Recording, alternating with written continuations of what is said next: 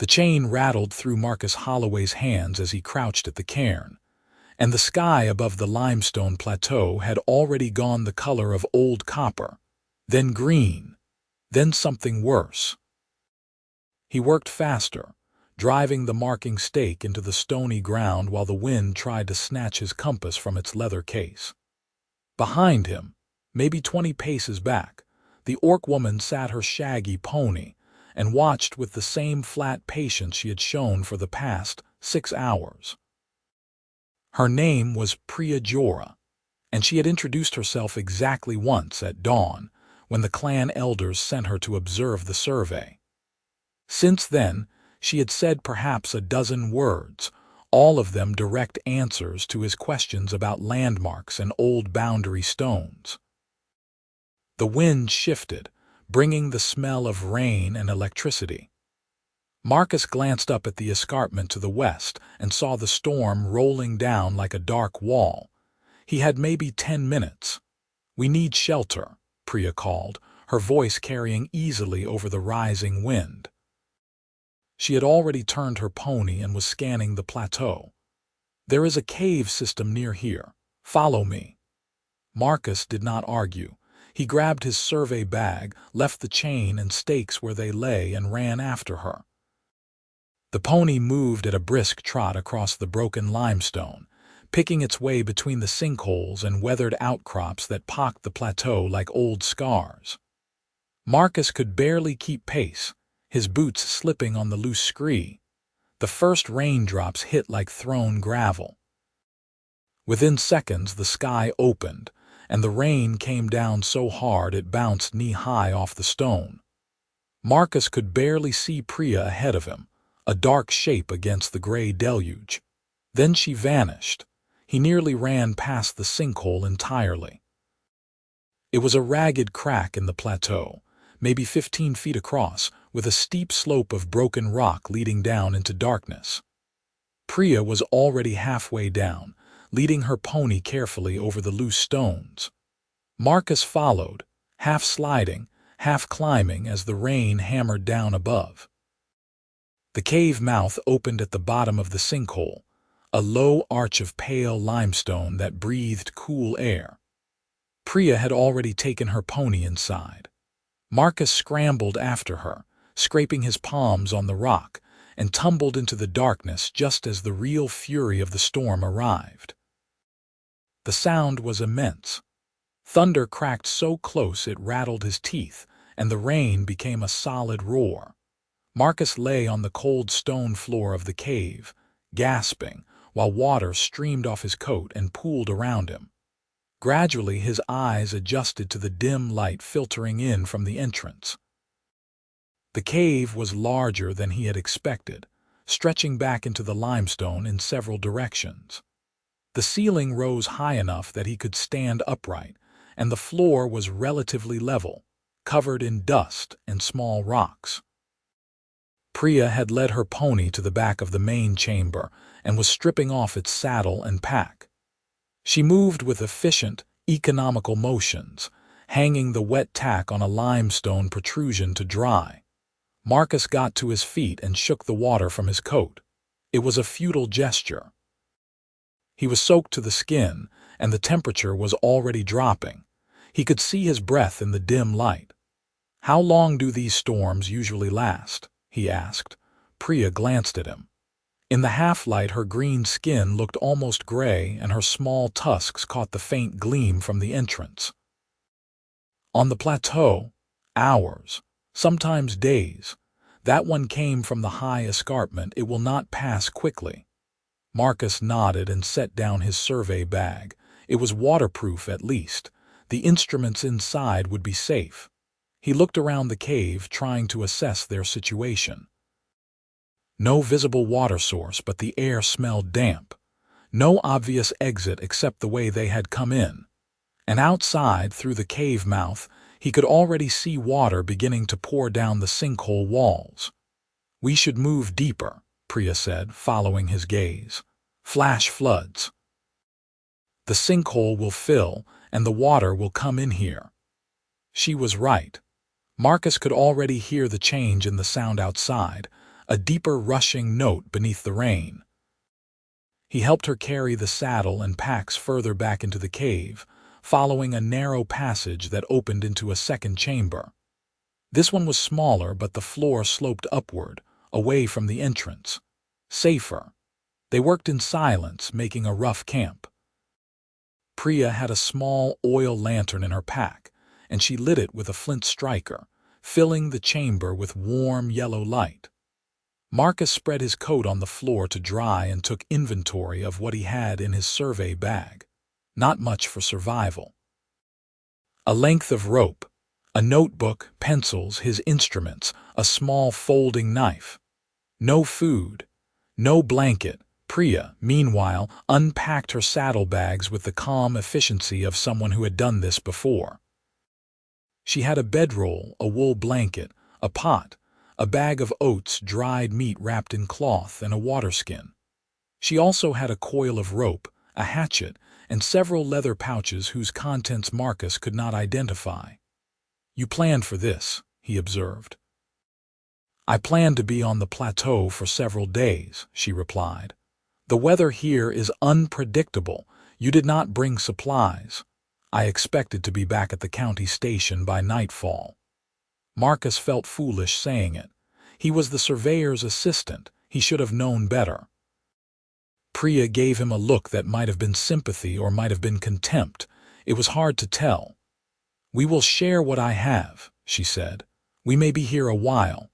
Outside, the roar of water grew louder. Marcus walked back to the passage and looked toward the cave mouth. The sinkhole had become a churning pool, and water was beginning to spill over the lip and into the cave. Even as he watched, the water level rose visibly, creeping across the stone floor. He returned to the inner chamber. "It is coming in." "Then we stay here and wait for it to stop," Priya said. She was setting up her bedroll against the far wall, away from the passage. "The floor is high enough here. It should not reach us." "Should not." Marcus noted the phrasing but said nothing. He sat down against the opposite wall, hugging his knees to conserve warmth. His clothes were beginning to dry, but the cave was cold, and without a fire or blanket the night would be uncomfortable. Priya watched him for a moment, then sighed. "You will freeze if you sit like that all night. Come here." Marcus hesitated. "I will manage." "You will not." "Your lips are already blue. Come here." It was not a request. Marcus stood and crossed the chamber, feeling awkward.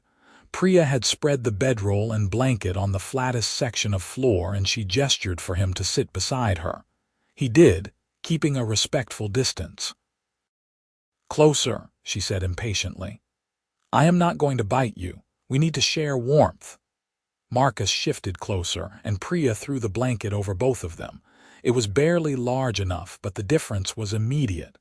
Her body heat soaked into his side, and he felt his muscles begin to relax. He had not realized how cold he was until the warmth began to return. They sat in silence for a long time, listening to the storm outside. The water continued to rise in the outer chamber, but it did not reach the passage to their refuge. Eventually, Priya reached for her pack and pulled out the dried meat and oats. She offered Marcus a strip of meat without comment, and he took it gratefully.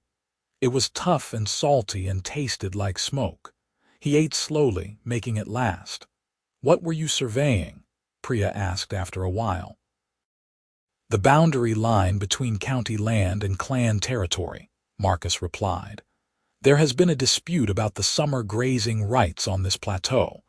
The surveyors were called in to confirm the original boundary." "And what did you find?" Marcus considered his words carefully.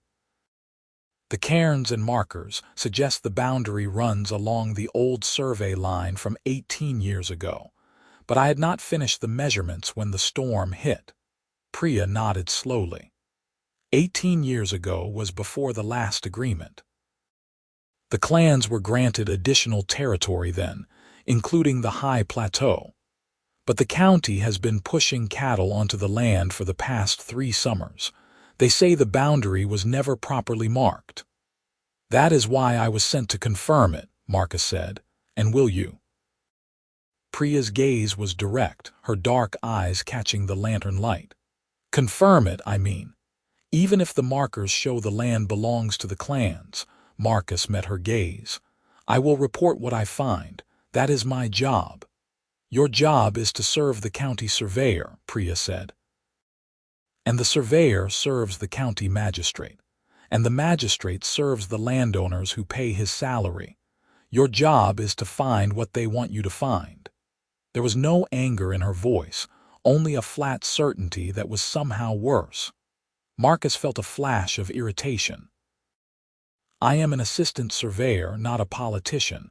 I measure and record. The truth is the truth, regardless of who wants to hear it." Priya studied him for a long moment, then looked away. "Perhaps. We will see." The conversation lapsed back into silence. Marcus finished his strip of meat and drank sparingly from the waterskin when Priya offered it. Outside, the storm showed no sign of abating. The roar of water and thunder was constant, punctuated by the occasional crack and rumble that might have been rockfalls in the sinkhole. As the hours passed, the lantern burned lower, and Priya eventually turned it down to conserve oil. The chamber fell into a dim twilight with just enough light to see shapes and shadows. Marcus found himself growing drowsy despite the cold and discomfort. The warmth from Priya's body and the relative safety of the cave were enough to let exhaustion take over. He woke once in the night to find that he had slumped sideways, his head resting against something solid and warm. It took him a moment to realize it was Priya's shoulder. She had shifted as well, leaning back against the wall with the blanket pulled up to her chin. Her breathing was slow and even, asleep. Marcus carefully straightened, trying not to wake her, but she stirred anyway. "Stay," she murmured, her voice thick with sleep. "You will freeze." He settled back and she shifted again, adjusting the blanket so it covered them both more evenly. Her head came to rest against his shoulder, and after a moment's hesitation, Marcus let it stay there. The arrangement was warmer and, frankly, more comfortable. He closed his eyes and let himself drift back towards sleep. When he woke again, pale gray light was filtering down the passage from the cave mouth. The storm had passed, or at least diminished to a steady rain. The roar of water was gone, replaced by the softer sound of dripping and the occasional trickle of runoff. Priya was awake, sitting with her knees drawn up, staring at the passage entrance. Marcus sat up, feeling stiff and sore. "How long was I asleep?" "Most of the night," Priya replied. "The water has receded. We can leave soon if you want." "Do you want to leave?" Priya turned to look at him, and something in her expression was hard to read. "I think we should explore deeper into the cave first.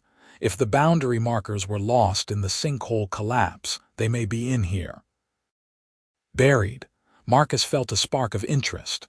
The collapse was when, 17, maybe 18 years ago, there was an earthquake. Several sinkholes opened on the plateau, and this one swallowed part of the old boundary line. The markers were never recovered. 18 years. The same time as the last survey. Marcus stood and brushed dust from his trousers. "If we can find the original markers, that would settle the dispute." "If they can be found," Priya said. She rose as well, rolling up the bedroll and packing it away with quick, practiced movements. "And if anyone believes us when we say we found them." Marcus ignored the implied skepticism. He retrieved his survey bag and pulled out a spare candle and his flint kit. "Let us look." The cave system extended further than he had expected. Beyond the second chamber where they had spent the night, several narrow passages branched off into the limestone. Some ended quickly in collapsed rubble or tight crevices. Others wound deeper into the plateau, opening into small grottos decorated with flowstone and pale stalactites. The air was cold and damp, and their breath misted in the light of the lantern and candle. They moved carefully, testing each foothold. The cave floor was slippery with moisture and littered with breakdown rock from old collapses. In places, the ceiling dropped so low they had to crouch or crawl. Marcus took mental notes of the layout, sketching rough maps in his notebook whenever they paused. It was Priya who found the cairn. They had descended into a lower chamber, following a steep slope of tumbled rock when she stopped and held up her lantern. There. Marcus moved closer. Ahead, half buried in rubble and flowstone, was a stack of flat limestone rocks, deliberately shaped and fitted. It was unmistakably man-made. He knelt and began carefully clearing away the debris, his hands working with the delicate precision he used for survey instruments. Beneath the rubble, the cairn was intact, and carved into the base stone, weathered but still legible, were the witness marks. A date, 17 years old, a surveyor's mark, and the boundary designation clear and unambiguous. Marcus sat back on his heels, his heart pounding. This was it. The original marker, lost in the collapse, proving that the plateau fell within clan territory according to the last legal survey. Priya crouched beside him, her lantern casting long shadows across the stone. She traced the carved marks with one finger, her expression unreadable. "This is what you needed. This is evidence," Marcus said. "Proof of the boundary line. If I can document this, take measurements, verify the location against the survey records, it will settle the dispute. In favor of the clans. In favor of whoever the boundary legally belongs to," Marcus corrected. "But yes, in favor of the clans." He pulled out his notebook and began sketching the cairn, recording the witness marks exactly as they appeared. Priya watched him work in silence. After a moment she said, "What happens when you report this?" "The surveyor submits the findings to the county magistrate. The magistrate rules on the dispute based on the evidence. The boundary is confirmed or adjusted accordingly. And the cattle syndicate that has been grazing the plateau for 3 summers," Marcus paused in his sketching. "They would lose access. If the land is clan territory, they have no legal right to graze here. The syndicate will not accept that. They will have to. The law is the law." Priya made a sound that might have been a laugh or a sigh. "You have a lot of faith in the law." Marcus looked up at her, irritated. "What would you have me do? Hide this? Lie about what we found?" "I have not said that. You are implying it." "I am implying that powerful men do not like to be told they are wrong," Priya said evenly. "Especially when it costs them money. Your surveyor works for the county. The county magistrate is appointed by the landowners. The largest landowner in this region is the head of the cattle syndicate. You see the problem." Marcus did see the problem. He had seen it before in smaller disputes. The way evidence could be questioned, reports misplaced, surveyors pressured to amend their findings. But he had never been directly involved in anything this significant. He returned to his sketching, forcing his hand to remain steady. "I will report what I found. What happens after that is not my decision." Priya nodded slowly. She stood and held the lantern higher, illuminating more of the chamber. "There may be more markers. We should search the rest of the cave." They spent the next several hours exploring every passage and chamber they could safely access. They found 2 more cairns, both partially buried but with witness marks still visible. Marcus documented each one, taking careful measurements and noting their positions relative to the cave entrance and to each other.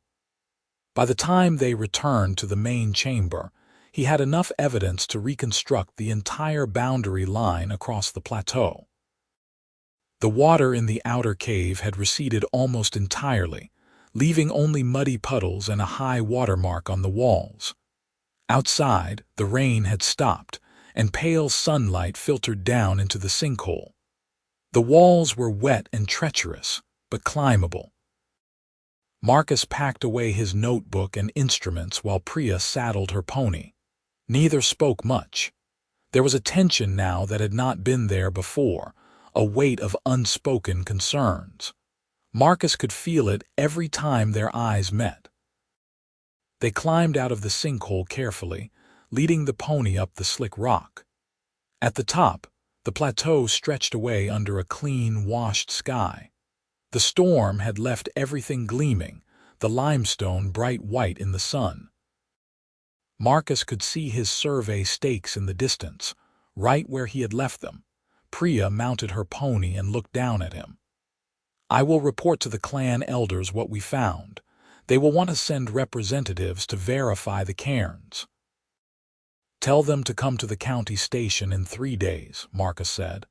"I will have my report ready by then. We can present the findings together." Priya's expression was skeptical, but she nodded. 3 days. She hesitated, then added, "Thank you for documenting the truth."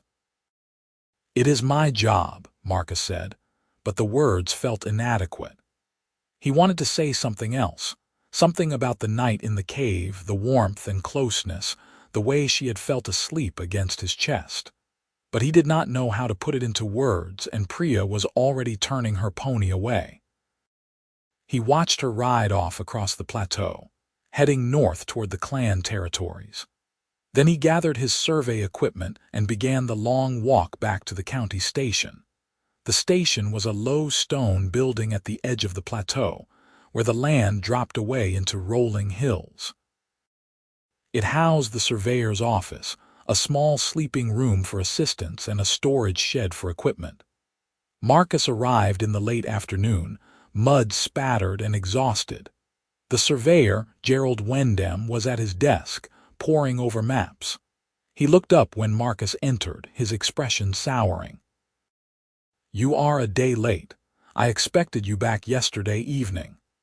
"I was caught in the storm," Marcus said. He set his survey bag on the workbench and began unpacking his instruments.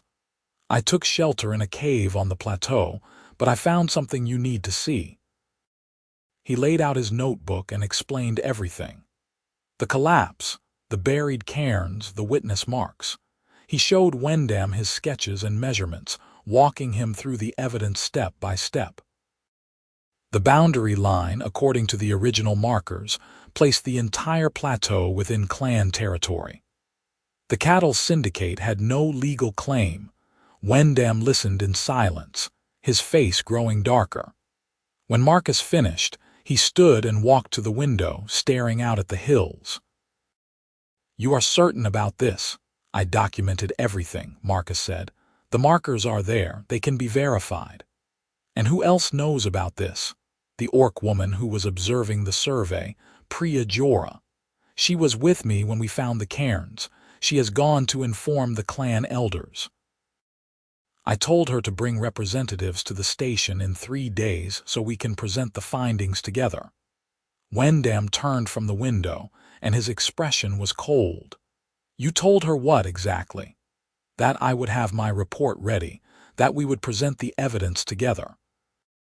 "You had no authority to make that promise." Marcus felt a flicker of unease. "I am documenting the boundary. That is what I was sent to do." "You were sent to confirm the existing markers," Wendham said, "not to go digging through caves for lost cairns that may or may not be authentic." "They are authentic. The witness marks match the survey records from 17 years ago." 17 years is a long time. Marks can be forged, stones can be moved. Marcus stared at him. "You think the cairns are fake?" "I think you spent the night in a cave with an orc woman who has a vested interest in the outcome of this survey," Wendham said. "I think you found some old rocks and jumped to conclusions." The implication was clear, and it made Marcus's blood boil. "I am a surveyor. I know how to verify evidence." "The cairns are real, the markers are genuine, and the boundary is clan territory. That is what the law says." "The law says what the magistrate rules it says," Wendham snapped. "And the magistrate is not going to overturn 3 years of grazing rights based on some rocks you found in a hole." "Then the magistrate is corrupt." The words hung in the air between them. Wendam's face flushed, and for a moment Marcus thought he might strike him, but the surveyor only smiled, a thin, humorless expression. "You are young, idealistic, I understand, but you need to learn how the world works. The cattle syndicate has invested heavily in this plateau. They have contracts, obligations. If we tell them the land is off limits, they will lose a fortune, and they will not accept that lying down." "That is not my problem," Marcus said. "My job is to report the truth." "Your job is whatever I tell you it is," Wendam said. "And I am telling you to write a report that confirms the existing boundary. The cairns you found are inconclusive. The markers are too weathered to verify. The survey stands as it was." Marcus felt something cold settle in his chest. "And if I refuse? Then you will no longer be employed as a surveyor's assistant. I will write the report myself, and you will find work elsewhere. Probably far from here, since I will make sure every surveyor in the region knows you are unreliable." It was a threat, plain and simple. Marcus looked at the older man and saw the truth of it in his eyes. Wendam had already made his decision. The survey was compromised before it even began. Marcus took a slow breath. "When did you sell the findings?" Wendam's expression did not change. "I do not know what you mean." "You knew what I would find on the plateau. That is why you sent me instead of going yourself. You needed someone expendable to confirm the lie. When did the syndicate pay you?" "Get out," Wendam said quietly. "When did they pay you? Get out of my station. Now, you are dismissed." Marcus gathered his survey bag and notebook, moving with deliberate calm. He did not trust himself to speak. At the door he paused and looked back. "I am going to submit my own report, to the magistrate and to the territorial governor if necessary. The cairns are real. The boundary is clan land. And if you try to bury this, I will make sure everyone knows why." Wendam said nothing, but his expression promised consequences. Marcus left the station and walked into the gathering dusk. He had no plan, no clear idea of what to do next. He only knew that he could not let this stand. The evidence was real. The truth mattered. And somehow he was going to make sure it was heard. He spent that night in the public house at the edge of the county seat, a ramshackle building that catered to travelers and laborers. His savings would not last long, but he needed time to think. He wrote out his report by candlelight, documenting everything he had found, describing the cairns and their locations in precise detail. He included sketches of the witness marks and calculations showing how they aligned with the old survey records. It was thorough, professional, and damning. The next morning he rode to the magistrate's office and submitted the report in person. The clerk took it with a bored expression and promised it would be reviewed. Marcus did not believe him, but it was a start. He made copies of his notes and sent them by courier to the territorial governor's office, 2 days' ride to the east. That would take longer, but it was insurance. On the third day, as promised, Priya arrived at the county seat. She was not alone. She brought 3 clan elders, all orc men, dressed in the heavy wool and leather typical of herders. They rode sturdy ponies and carried themselves with the quiet authority of people used to being obeyed. Marcus met them at the public house. The common room was empty at midday, and the innkeeper grudgingly allowed them use of a corner table. Priya introduced the elders formally. Thacker, the eldest, with gray streaks in his dark hair, Rugen, broad-shouldered and suspicious-eyed, and Vorim, younger, with a scar across his cheek. Marcus laid out his report and walked them through the evidence, just as he had with Wendam. The elders listened in silence, occasionally asking sharp, precise questions about measurements and dates. When he finished, Thacker sat back and stroked his jaw. "You have done good work," the elder said. "This is more than we hoped for, but you said the county surveyor has refused to support your findings. He has been paid to ignore them," Marcus said bluntly. The cattle syndicate wants the plateau, and they have bought his silence.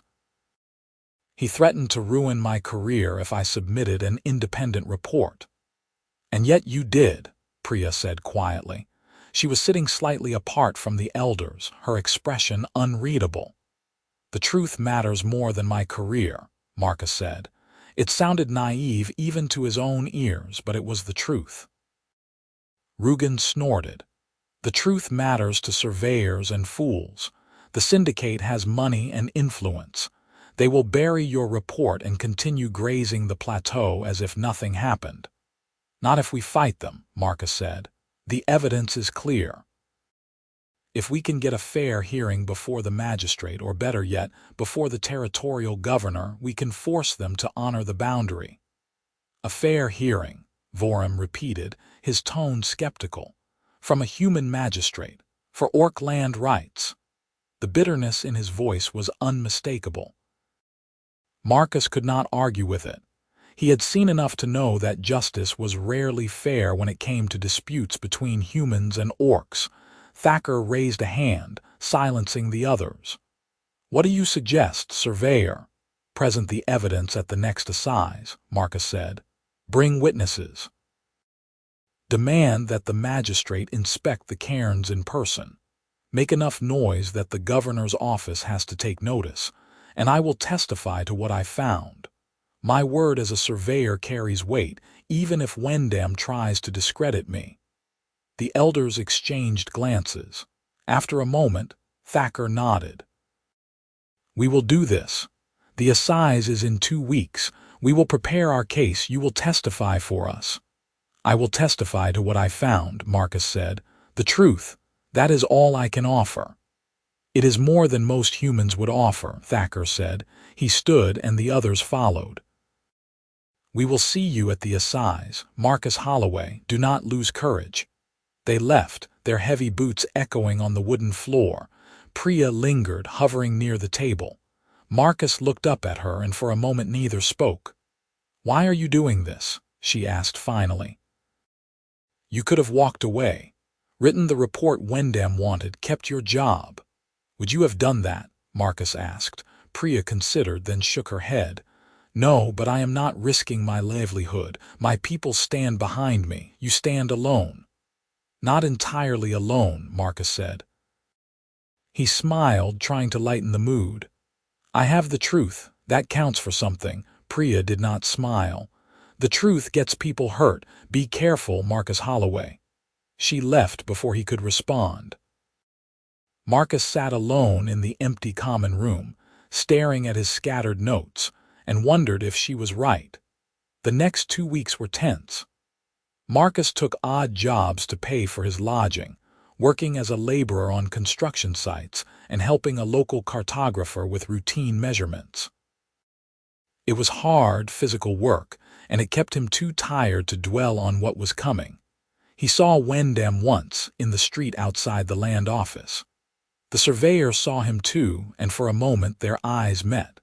Wendam's expression was cold, almost pitying. Then he turned and walked away without a word.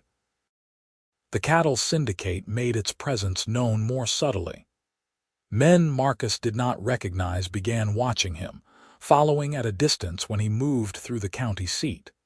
He was jostled in the market, his papers knocked from his hands and trampled. Someone broke into his room at the public house and went through his belongings, though nothing was taken. The message was clear. He was being warned. Marcus ignored it. He kept copies of his report hidden in multiple locations, and he spent his evenings refining his testimony, anticipating every question and objection the magistrate might raise. The night before the assize, Priya appeared at the public house. She found him in the common room, nursing a mug of weak ale, and sat down across from him without asking permission. Tomorrow, she said. Tomorrow, Marcus agreed. Are you ready? As ready as I can be. Are the elders prepared? They are. Thacker will speak for the clans. He is good at this. Calm, clear, hard to rattle, Rugen and Vorum will support him. Marcus nodded. Good. I will present the survey evidence. Between us, we should make a strong case." Priya leaned forward, her voice dropping. "The syndicate will fight back. They have lawyers. They will question your findings, your methods, your motives. They will suggest you were bribed or coerced. They may even claim the cairns were planted. I know. Do you?" Priya's gaze was intense. "Do you understand what you are walking into? These are powerful men, Marcus. They will destroy you if they can." "Then let them try," Marcus said. "I have the truth. That has to be enough." Priya sat back and something in her expression softened. "You are stubborn. I noticed that in the cave." Marcus felt a flicker of warmth at the memory. "You were not exactly talkative yourself." "I did not see the point in wasting words." She paused, then added, "But I am glad we were trapped together. I think I would not have trusted another human. But you are different. Different how? You mean what you say. You do what you promise." "That is rare." Marcus did not know how to respond to that. He took a drink of his ale, buying time, and when he looked up, Priya was watching him with an expression he could not quite read. "What?" he asked. "Nothing," she said. But she smiled just a little, and it transformed her face. "Good luck tomorrow, Marcus Holloway." "Good luck, Priya Jorah." She left, and Marcus finished his ale alone. He went to bed early, though sleep was long in coming.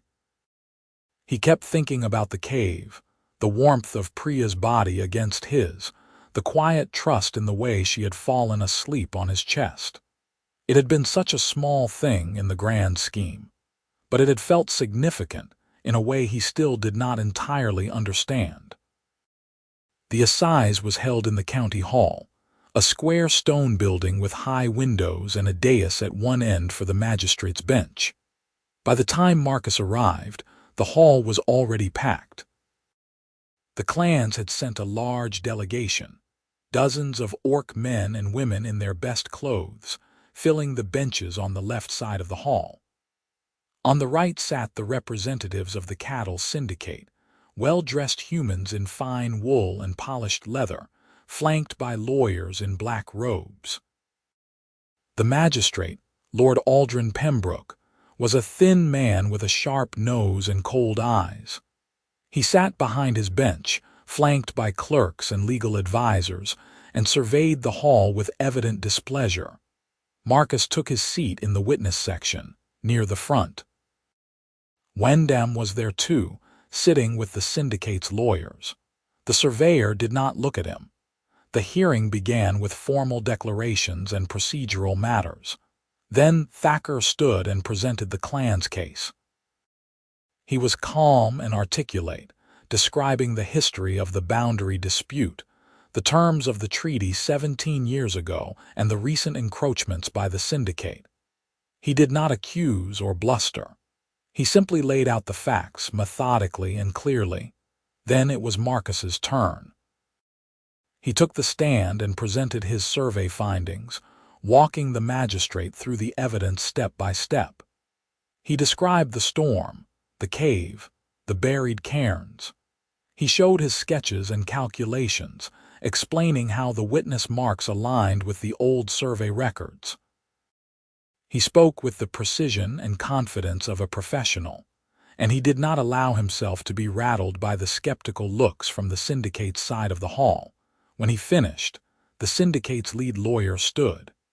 He was a sleek man named Caldwell, with silver hair and a voice like oiled silk. "Master Holloway," Caldwell began, "you are employed as a surveyor's assistant, is that correct?" "I was," Marcus said.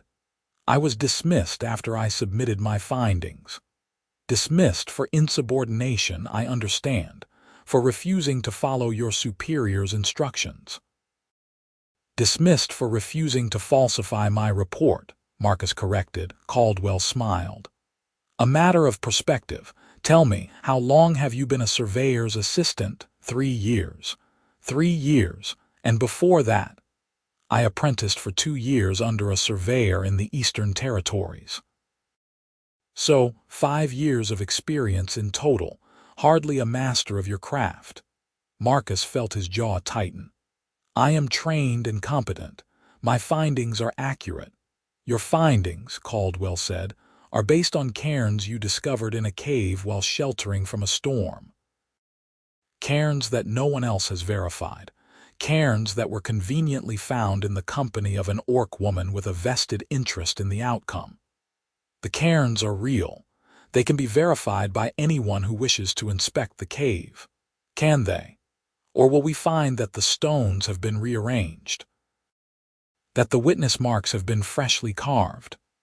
That is absurd, Marcus said, his voice rising. The marks are weathered. The flowstone growth over the rubble is decades old.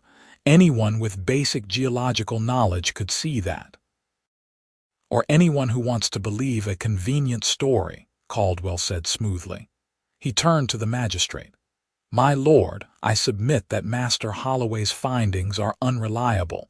He is a dismissed employee with a grudge against his former employer. He has no credibility. Thacker rose to his feet. Then send an independent surveyor to verify the cairns. Let the truth speak for itself.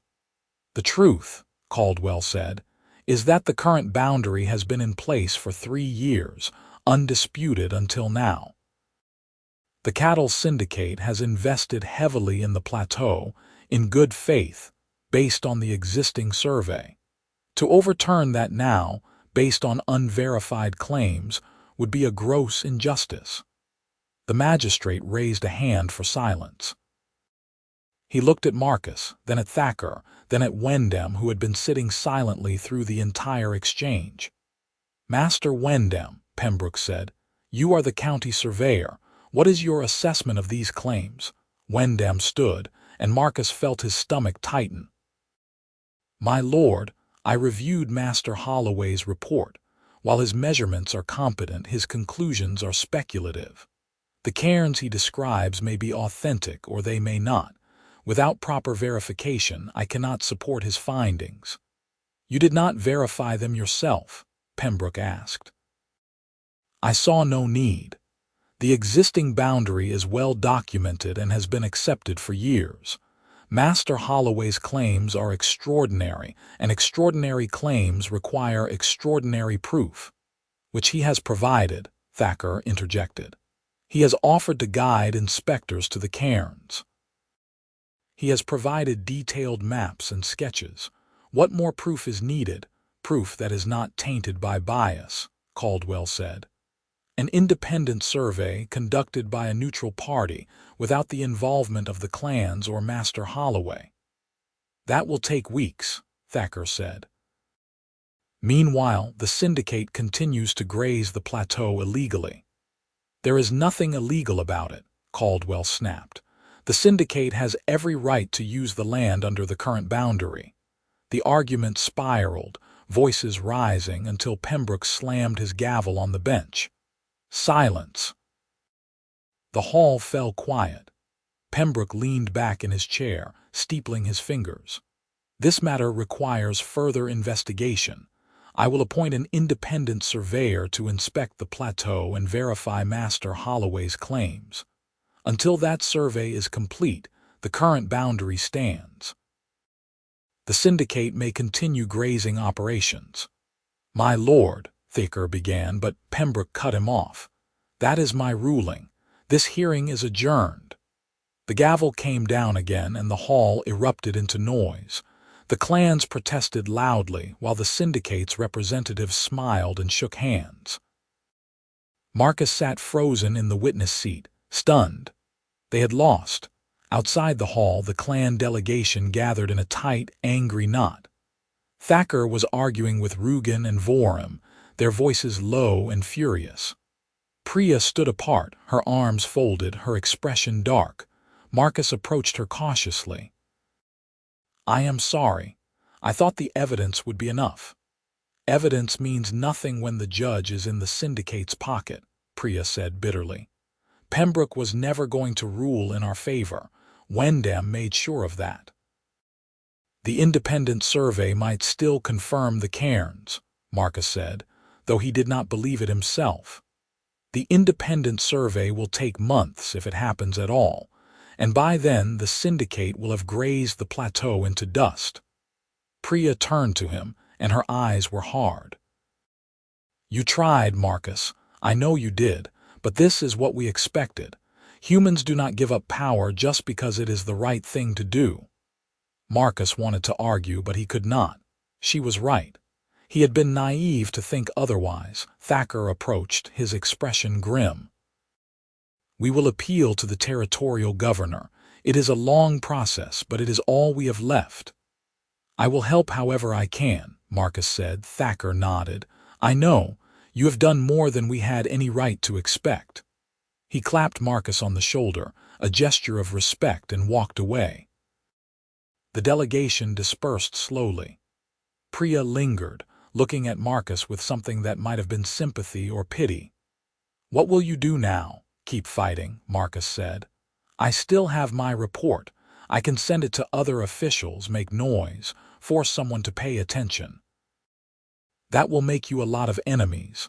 I already have enemies. Priya smiled faintly. Yes, you do. She hesitated, then stepped closer. For what it is worth, I am glad you were the surveyor they sent. A lesser man would have taken the bribe and looked the other way. I am not a hero, Priya. I just did my job. Your job was to lie, she said. You chose not to. That makes you something. She reached out and touched his hand, a brief, warm pressure. Then she mounted her pony and rode away with the others, leaving Marcus standing alone in the empty square. The weeks that followed were hard. Marcus had no job and few prospects. His reputation, as Wendham had promised, was in tatters. No surveyor in the county would hire him, and the few who were willing to meet with him made it clear that his testimony at the assize had made him a pariah. He survived on odd jobs and the charity of the innkeeper, who seemed to respect his stubbornness if not his judgment. He continued to send copies of his report to officials throughout the territory, hoping that someone, somewhere, would care enough to act. The response, when it came, was not what he expected. A courier arrived at the public house one cold morning with a sealed letter bearing the territorial governor's crest. Marcus opened it with shaking hands and read the contents twice to make sure he understood. The governor's office had reviewed his report. They had also received complaints from the clans regarding the assize ruling.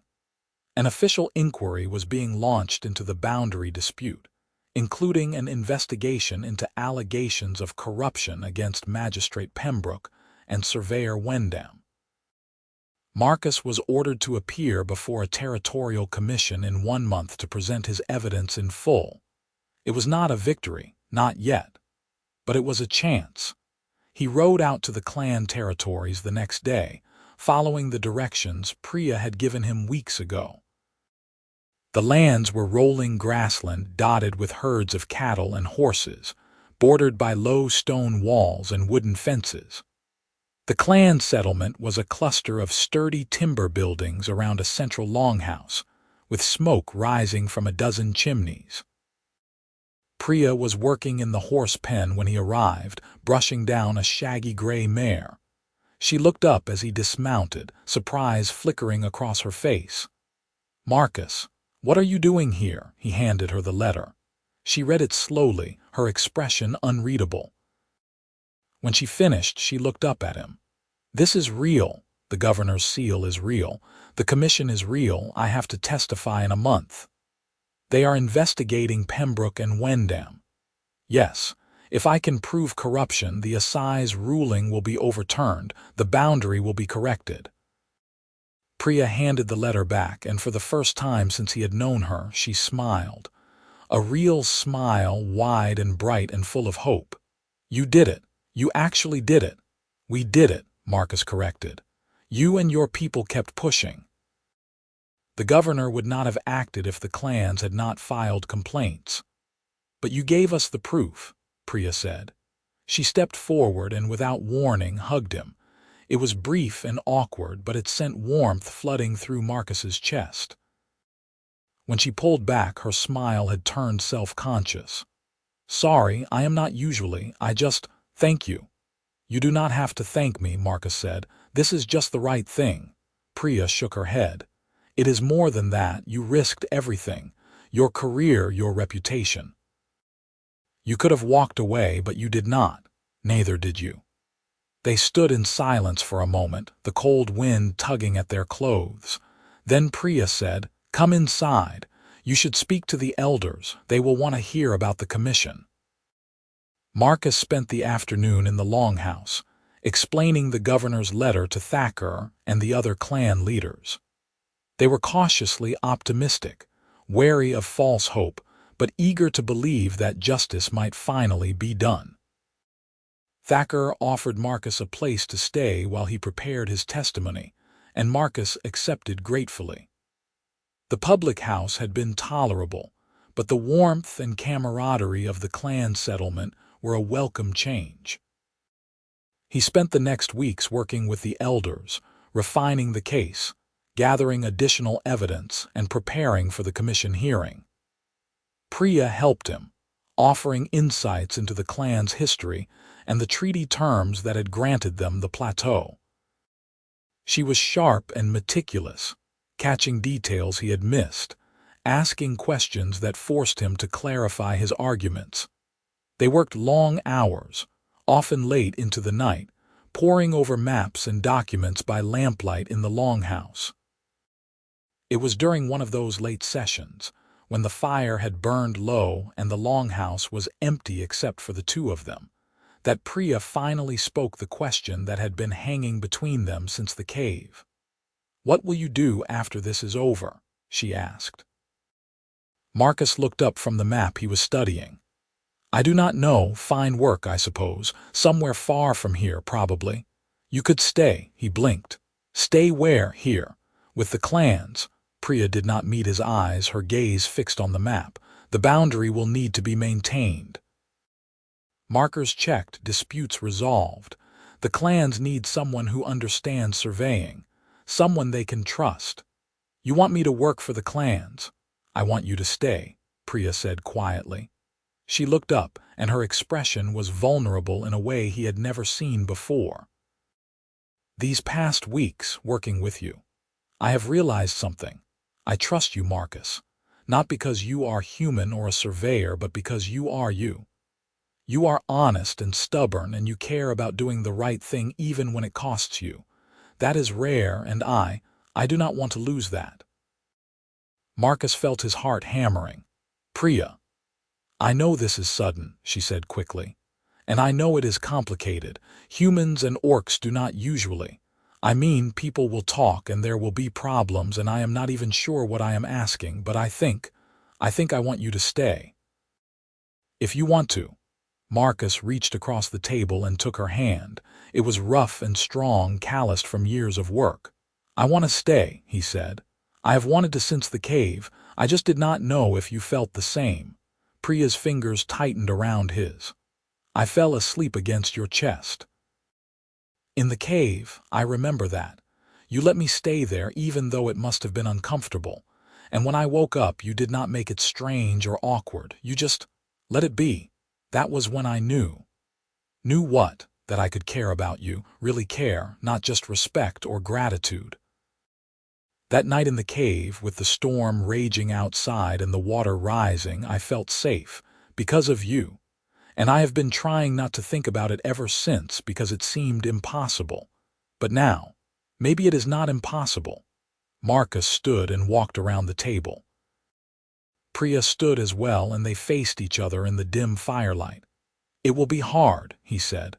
"People will object. There will be prejudice on both sides." "I know," Priya said, "but I think it might be worth it, do not you?" Marcus smiled. "Yes, I think it might."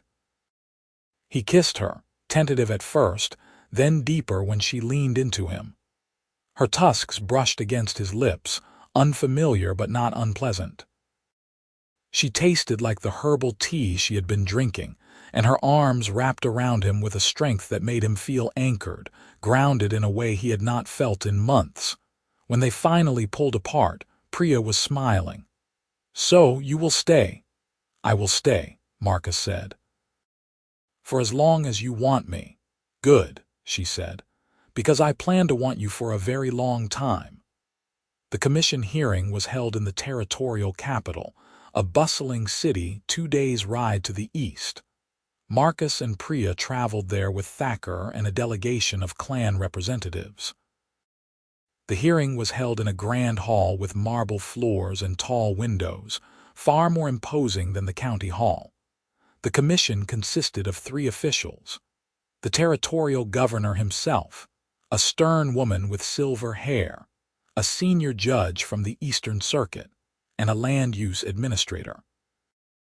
They listened to testimony for 2 full days, hearing from Marcus, Thacker, Wendam, Caldwell, and a parade of witnesses from both sides. Marcus presented his evidence clearly and thoroughly, walking the commissioners through every detail of the survey.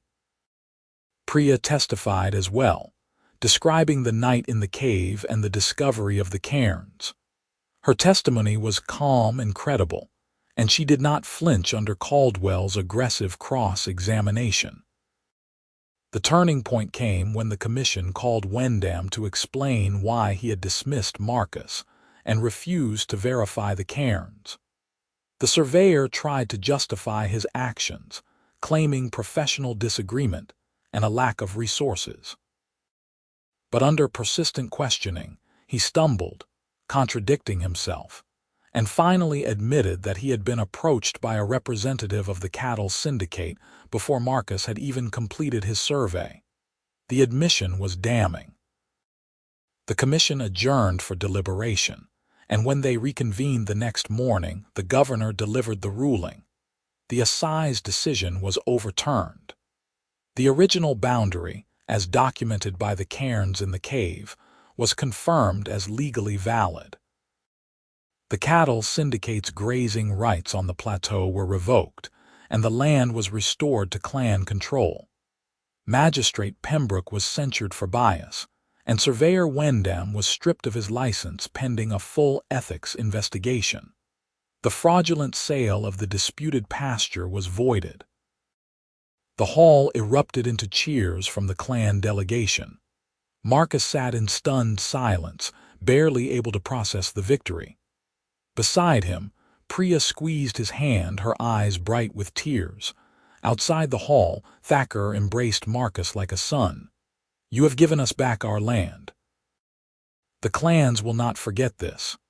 "It was not just me," Marcus said. "It was all of us." "True," Thacker said, "but you started it. You chose the truth over your own interests. That is a debt we can never fully repay." "I do not want repayment," Marcus said. "I just want to do my job."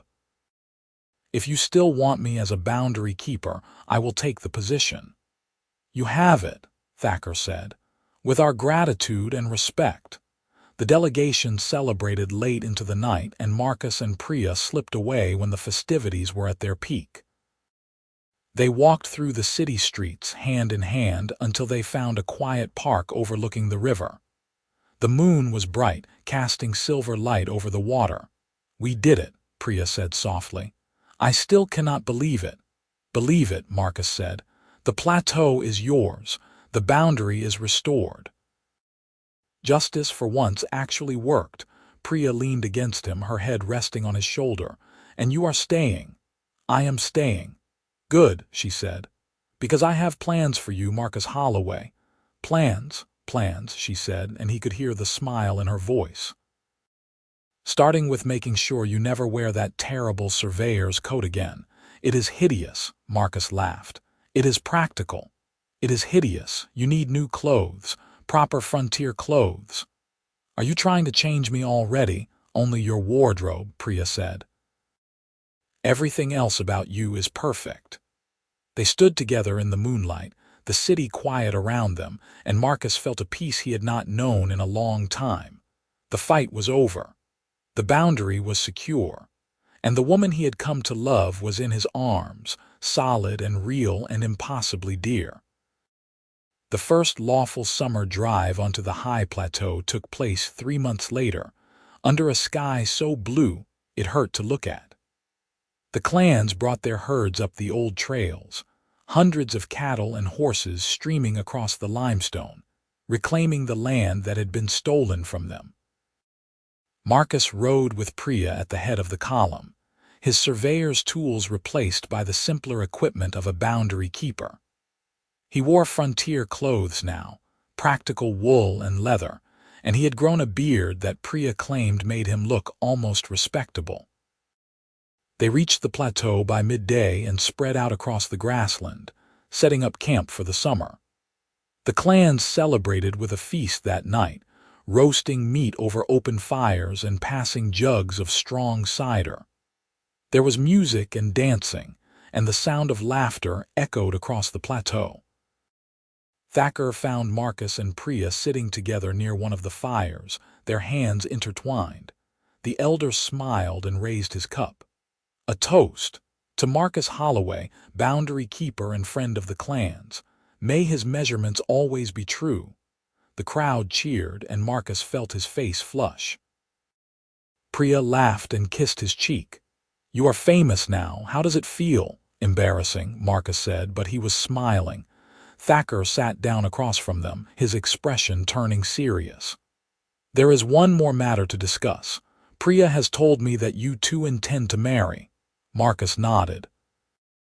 "If the clan approves, I know it is unusual, a human and an orc, but we want to make it official." "The clan approves," Thacker said. "You have earned that and more. But I must ask, are you prepared for what this means? There will be opposition from humans and from some of our own people. Interspecies marriages are rare and they draw attention. You will be scrutinized, judged, possibly threatened." "We know," Priya said quietly. "We have discussed it. We are prepared." Thacker studied them for a long moment, then nodded. "Then you have my blessing and the blessing of the elders. We will hold the ceremony here on the plateau at the end of the summer. It is fitting, I think. The land brought you together. Let it witness your union." Marcus felt a surge of gratitude. "Thank you. That means more than I can say. You are family now," Thacker said simply. "Both of you." "That is what this means." The summer passed in a blur of work and joy. Marcus rode the boundary lines with Priya, checking markers and resolving minor disputes. He learned the ways of the clans, their customs and traditions, and found himself welcomed with a warmth he had never expected. Priya taught him to ride like a herder, fast and fearless across the open grassland, and he taught her the finer points of surveying, though she claimed to find it tedious. They worked side by side, and they slept side by side under the stars, and by the time the end of summer arrived, Marcus could not imagine his life any other way. The wedding ceremony was held on the plateau, near the sinkhole where they had sheltered from the storm. The clans gathered in a great circle, dressed in their finest, and Thacker presided over the rites. The ceremony was simple but profound, binding Marcus and Priya together with words and rituals that went back generations.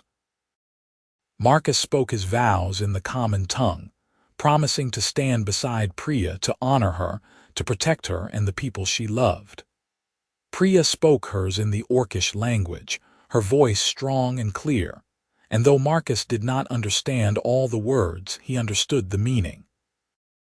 She was choosing him as he was choosing her, and that choice was everything. When it was done, they clasped hands and turned to face the gathered clans. There was a moment of silence, and then the plateau erupted into cheers. Music started, drums and pipes, and the celebration began. They danced late into the night, and when the fires burned low, Marcus and Priya slipped away to their tent. It was a simple structure, canvas and poles, but it felt like home.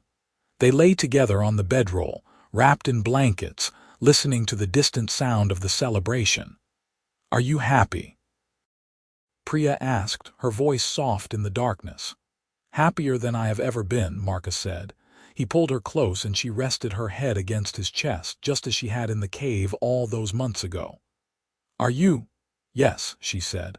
"I am happy and I am grateful for the storm, for the cave, for everything that brought us here." So am I, Marcus said. They lay in comfortable silence, and Marcus thought about the long road that had led them to this moment. The storm, the cave, the cairns. The fight for justice, the risks, the victories.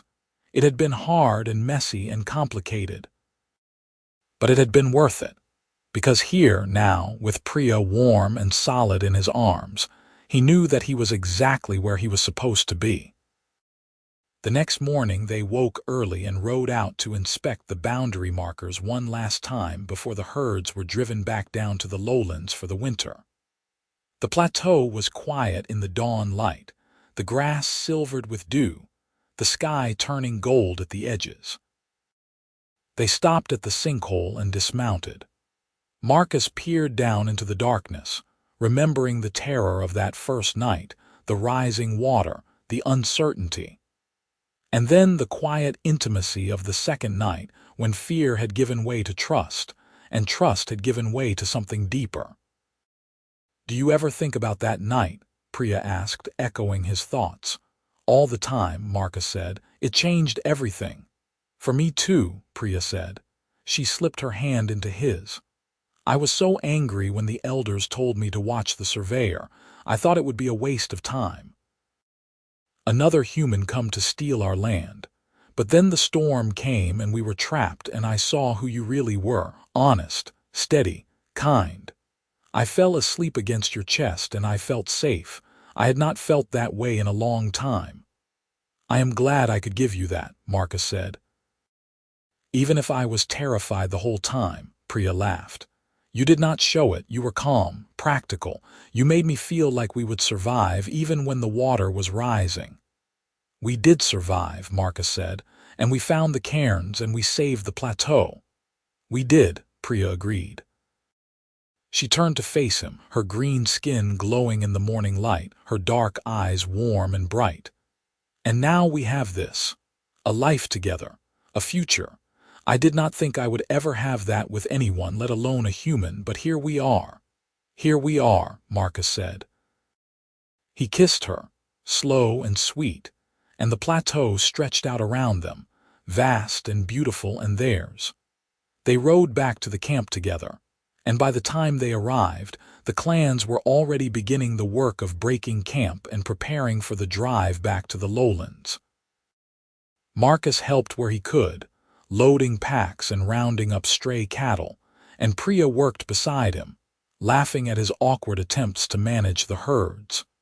The drive took 2 days, and when they finally reached the clan settlement, the autumn rains were beginning. The grasslands turned gold and red, and the air smelled of smoke and wet earth. Marcus and Priya settled into their small cabin on the edge of the settlement, a sturdy timber structure with a stone hearth and a view of the hills.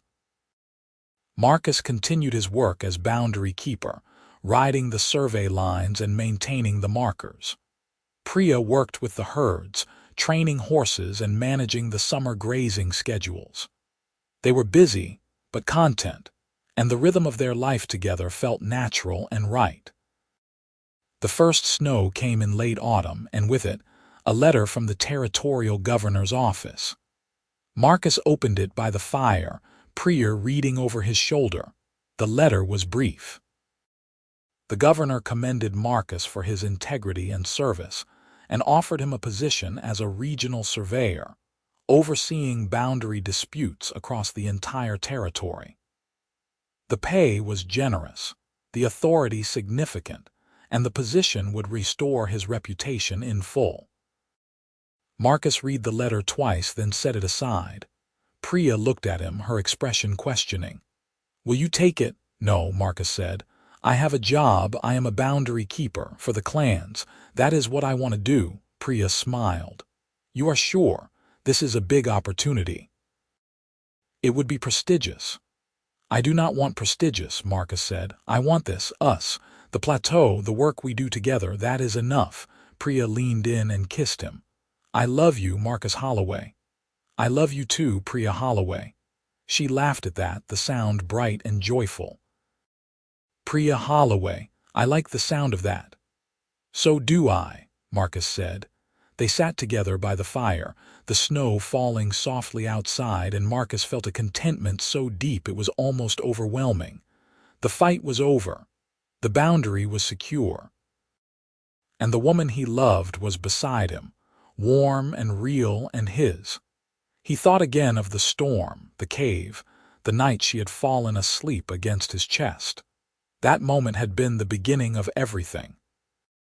A simple act of trust in the midst of chaos that had grown into something beautiful and lasting. He would never forget it, and he would spend the rest of his life making sure she knew how much it had meant to him. Outside, the wind picked up, rattling the shutters, and the fire crackled in the hearth.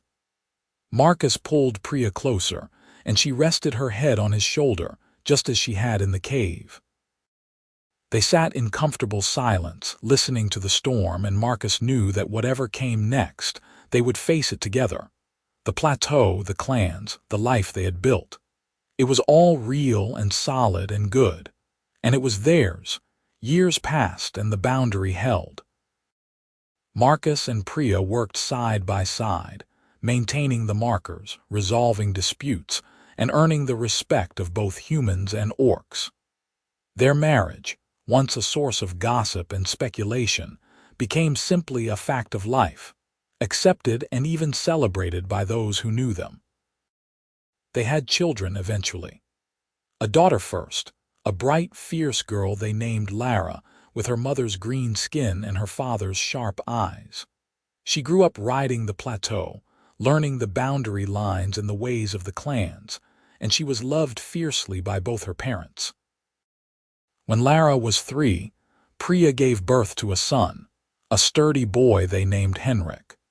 He had his father's calm temperament and his mother's strength, and he adored his sister with a devotion that was both touching and occasionally exasperating.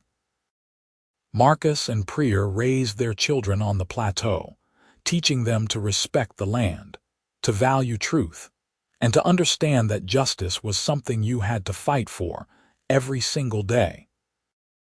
They told them the story of the storm, the cave, and the cairns, and the children listened with wide eyes, asking questions and demanding details. And then Mama fell asleep on Papa's chest, Lara asked one night, snuggled between her parents by the fire. She did, Marcus said, smiling at Priya over their daughter's head. Why? Henrik asked. Because she trusted me, Marcus said, and because I made her feel safe, and that is the most important thing you can do for someone you love. Priya reached across the children and took Marcus's hand. Their fingers intertwined, familiar and strong, and Marcus felt the same warmth he had felt that night in the cave all those years ago. That is the truth, Priya said softly. Your father made me feel safe, and I made him feel brave, and together we built something good. Lara yawned, her eyes drifting closed.